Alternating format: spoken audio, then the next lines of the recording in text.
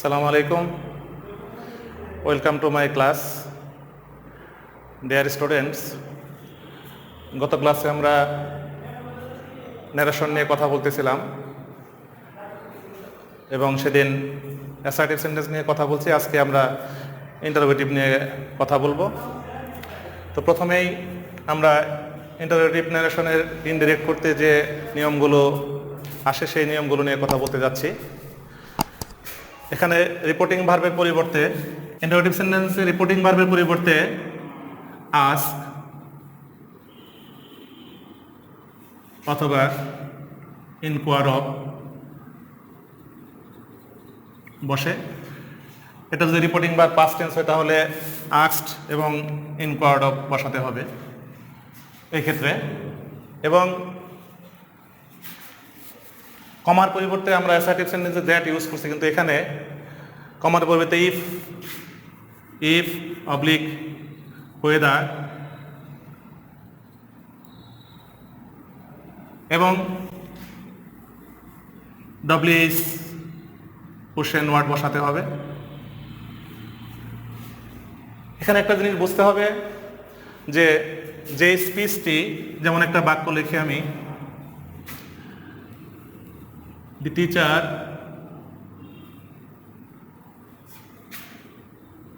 said to the student,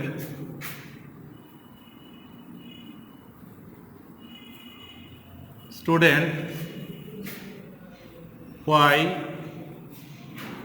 are you talking in the class?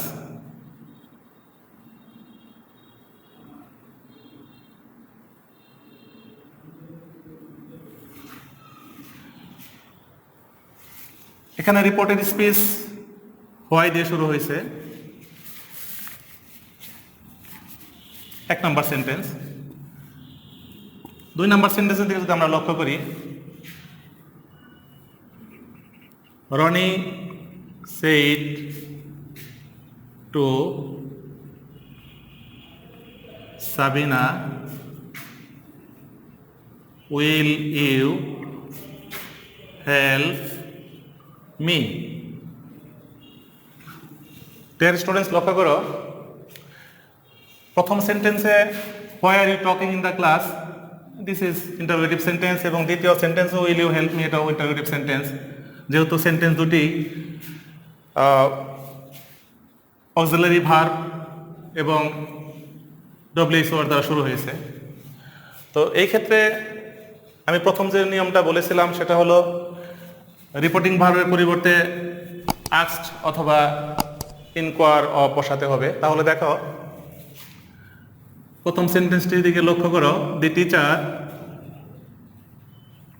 Teacher asked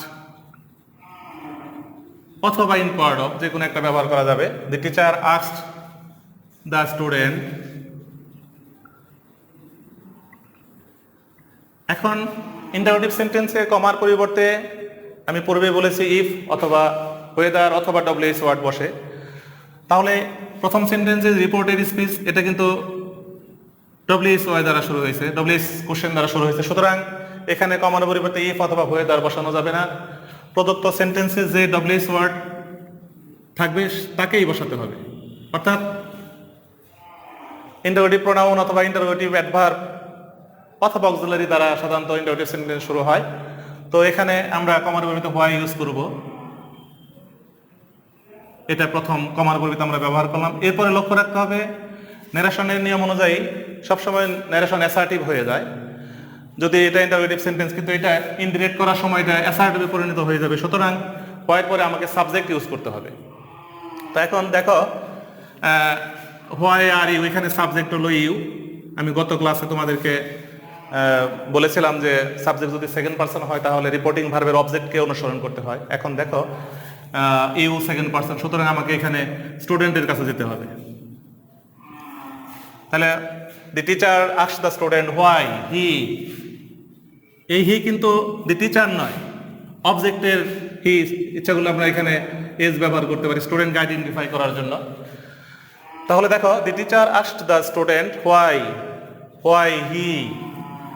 এর আগের ক্লাসে আমরা আলোচনা করেছিলাম যে রিপোর্টিং ভার্ব যদি পাস্ট টেন্সের হয় তাহলে রিপোর্টেড স্পিচের টেন্সের পরিবর্তন করতে হয়। সুতরাং যেহেতু রিপোর্টিং ভার্ব এখানে পাস্ট টেন্সের আছে, আমরা রিপোর্টেড স্পিচের টেন্সের পরিবর্তন করতে পারবো। এবং দেখা যায় এটা why are you talking, this is present continuous tense, সুতরাং এটাকে টেন্সের যে পরিবর্তন সেটা পাস্ট কন্টিনিউয়াসে পরিণত করতে হবে।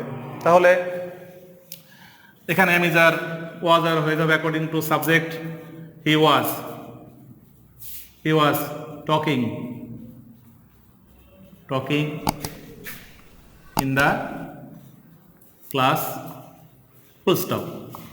তাহলে দেখো যে আমরা ইন্টারেক্টিভ সেন্টেন্সের ন্যারেশন করার সময়, ইনডিরেক্ট করার সময় রিপোর্টিং ভার্ব পরিবর্তন হয়ে আসছে আস্কড অথবা ইনকোয়ার্ড অফ। আগের মতো সাবজেক্ট রয়ে গেছে, রিপোর্টিং ভার্ব বসাইছি আমরা, অবজেক্ট বসে গেছে। কমার পরিবর্তে এখানে আমরা দুই রকম বসতে পারি এখানে, ইফ, ওয়েদার অথবা ডব্লিউএস ওয়ার্ড।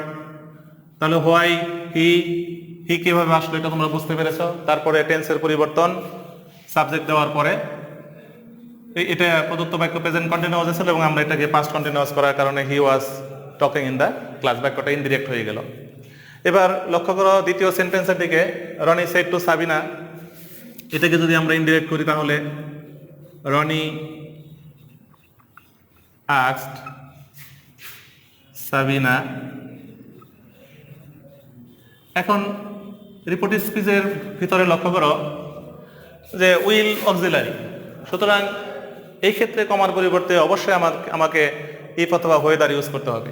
সুতরাং আমরা এখানে রনি আস্কড সাবিনা ইফ অথবা ওয়েদার ব্যবহার করা যাবে।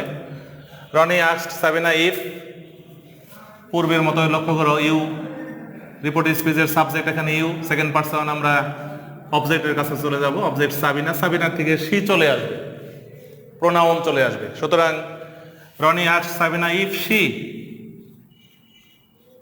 এবার আবার রিপোর্টেড স্পিচ টেন্সের দিকে লক্ষ্য রাখতে হবে। উইল ইউ হেল্প মি, এটা ফিউচার টেন্স, সুতরাং যেহেতু রিপোর্টিং ভার্ব পাস্ট টেন্সে আছে তাহলে অবশ্যই এটাকে টেন্সের পরিবর্তন করতে হবে এবং টেন্সের পরিবর্তন উইলের ক্ষেত্রে আমরা উড ব্যবহার করব, উড। তাহলে শি উড হেল্প। এইখানে একটা গুরুত্বপূর্ণ বিষয় আছে, মি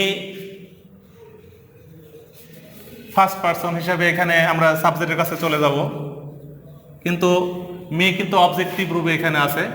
আমরা এর আগে একটা তালিকা লিখেছিলাম I me my, I me my, he him his. তাহলে দেখো মি কারণে যদি আমাদের রনির কাছে আসতে হয় তাহলে এই রনিকে হি আকারে লেখা যাবে না, যেহেতু মি অবজেক্টিভ আকারে আছে এখানে। সুতরাং এই রনিকে যদি আমরা প্রোনাউন হি লিখে তাহলে হিম লিখতে হবে এখানে, him. Rony asked Sabina if she would help him, full stop.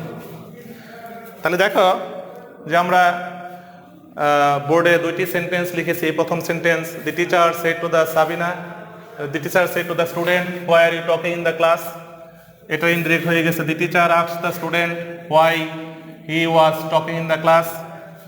2 নম্বর সেন্টেন্সে Rony said to Sabina will you help me, indirect করার সময় Roni asked Sabina if she would help him. তাহলে আমরা পার্টিকুলারলি দেখতে পাচ্ছি যে ইন্টারেক্টিভ সেন্টেন্সে ন্যারেশন করার সময় যে রিপোর্টিং ভার্ব আসে সেই রিপোর্টিং ভার্বটার দিকে লক্ষ্য রাখতে হবে, আস্কড অথবা ইনকোয়ার অফ, এই বিষয়টি মনে রাখতে হবে।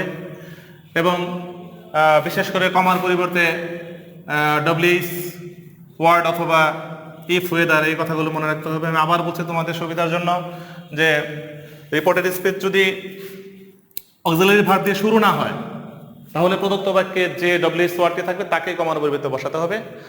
আর সেজন্য এখানে হোয়াই আমরা ব্যবহার করছি। এখানে হোয়েন থাকলে আমরা হোয়েন বসাবো, হোয়াট থাকলে হোয়াট বসাবো। যেমন আরেকটি বাক্য লিখি, দেখো ফাদার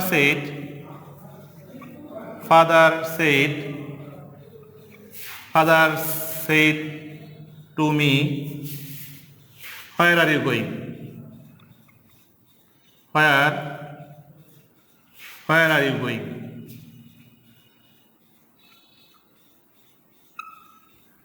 বাক্যটা দিকে লক্ষ্য করো,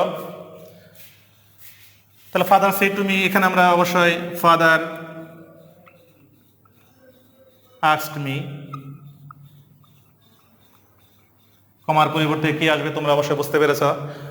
যেহেতু এটা অক্সিলারি নয়, ডব্লিউএস ওয়ার্ড কোশ্চেন, সুতরাং এখানে কমার পরিবর্তে আমরা হোয়ার বসাবো, হোয়ার। এরপরের কাজটি হলো আমাকে সাবজেক্ট খুঁজতে হবে।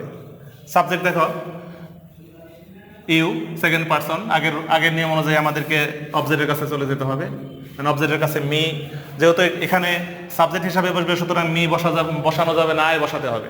তাহলে হোয়ার আই, হোয়ার আই।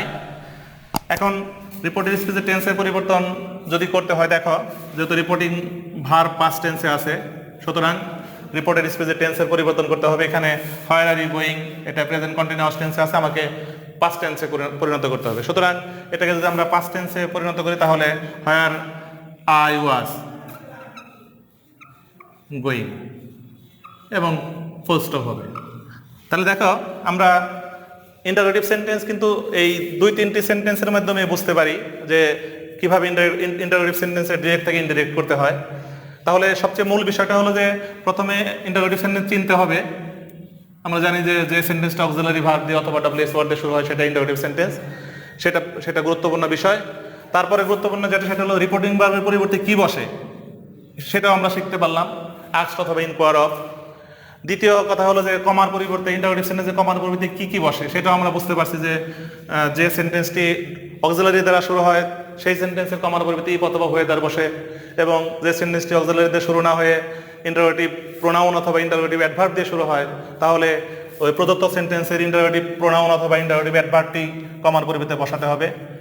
আর অন্যান্য নিয়ম যেগুলো আছে সেগুলো কিন্তু আমরা পূর্বে আলোচনা করেছি যে টেন্সের পরিবর্তন কিভাবে আসে, পার্সনের পরিবর্তন কিভাবে আসে, আমরা এর আগে শিখেছি। সুতরাং ডিয়ার স্টুডেন্টস, তাহলে আমরা মনে হয় এখন আমরা ইন্টারোগেটিভ সেন্টেন্সের ডিরেক্ট থেকে ইনডিরেক্ট করার যে নিয়মগুলো আমরা শিখতে পেরেছি, এবং আমরা আশা করছি যে তোমরা অ্যাসার্টিভ এবং ইন্টারোগেটিভ দুটি সেন্টেন্স অবশ্যই ডিরেক্ট ইনডিরেক্ট করতে পারবে।